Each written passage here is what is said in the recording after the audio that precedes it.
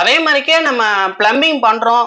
Plumbing பண்றப்ப plumbing சரியா இல்லாட்டி என்னென்ன நடக்கும் அதையும் வந்து தெரிஞ்சுக்கோங்க.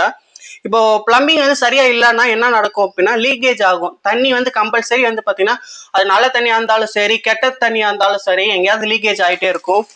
ஸோ அந்த மாதிரி லீக்கேஜ் ஆகும். அதுக்கப்புறம் வந்து பார்த்தீங்கன்னா வாட்டர் வேஸ்டேஜ் ஆகும். இப்போ வந்து ஒரு குடிக்கிற தண்ணி வந்து நம்ம பைப் லைனில் கடத்துறப்ப லீக்கேஜ் ஆகுதுன்னா நிறைய தண்ணி வந்து பார்த்தீங்கன்னா வேஸ்ட் ஆகிட்டே இருக்கும். ஸோ அந்த மாதிரிக்கெல்லாம் நடக்கும். அதுவும் வந்து இருக்கு.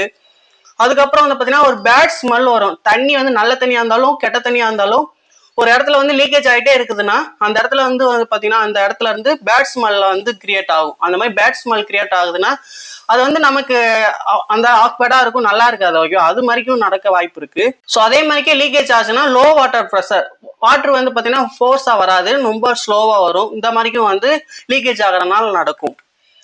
ஸோ அதுக்கப்புறமா நமக்கு ஹெல்த் ப்ராப்ளம் வரும். இந்த மாதிரி லீக்கேஜ் ஆகுதுன்னா அதுல இருந்து ஒரு ஸ்மெல் வரும். அந்த ஸ்மெல் வந்து நம்ம உடம்புல போயிட்டே இருக்கிறப்ப அது வந்து ஒரு ஹெல்த் இஷ்யூ ஆகும். இந்த மாதிரிலாம் நடக்கும். ஓகேவா? ஸோ இதெல்லாம் வந்து காரணம் தான். பிளம்பிங் வந்து சரியா இல்லாட்டி இந்த மாதிரி இதெல்லாம் வந்து பார்த்தீங்கன்னா நடக்கும். ஓகேவா? அதனால வந்து நம்ம பிளம்பிங் பண்றப்ப தெளிவா பண்ணணும், நல்லா பண்ணணும். ஓகேவா?